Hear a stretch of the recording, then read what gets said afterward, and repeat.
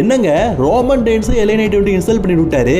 இப்போ summer ஸ்லாமில் blood line வீழ்த்தினதுக்கு அப்புறமா எல்ஏ night வந்து ரோமன் ரெயின்ஸ் எதிர்த்து மோத போகிறேன் அப்படின்னு சொல்லிட்டு வந்திருப்பாரு. ரோமன் ரெயின்ஸ் எதிர்த்து வரும்போது ரோமன் ஒரே ஒரு வார்த்தை கேட்டிருப்பாரு, உன் லெவல் என் லெவலுக்கு ஏற்ற மாதிரி இருக்குதா? இந்த டபிள்யூடபிள்யூல நீ 10 வருஷம் சம்பாதிக்கிற பணத்தை நான் 6 மாதத்துலேயே சம்பாதிச்சிருவேன், என் சம்பளத்தை வாங்கணும்னா நீ 20 வருஷம் சம்பாதிக்கணும் அப்படிங்கிற மாதிரி சொல்லியிருப்பாரு. ஏன்னா ரோமன் ரெயின்ஸ் ஒரு வருஷத்துக்கு 200 கோடி ரூபா வாங்குறாரு, எல்ஏ நைட்டோ 3 கோடிக்கு கீழே தான் வாங்கிட்டு இருக்காரு. இப்போ மேட்டர் என்னதுன்னா, ரோமன் வந்து எல்ஏ நைட்டை பற்றி என்ன சொல்லியிருப்பாருன்னா, என் கையில் கட்டியிருக்கிற வாட்சோடைய மதிப்பு எவ்வளோ தெரியுமா? கிட்டத்தட்ட இந்திய மதிப்பில் பார்த்தீங்கன்னா 3,84,18,251 ரூபா.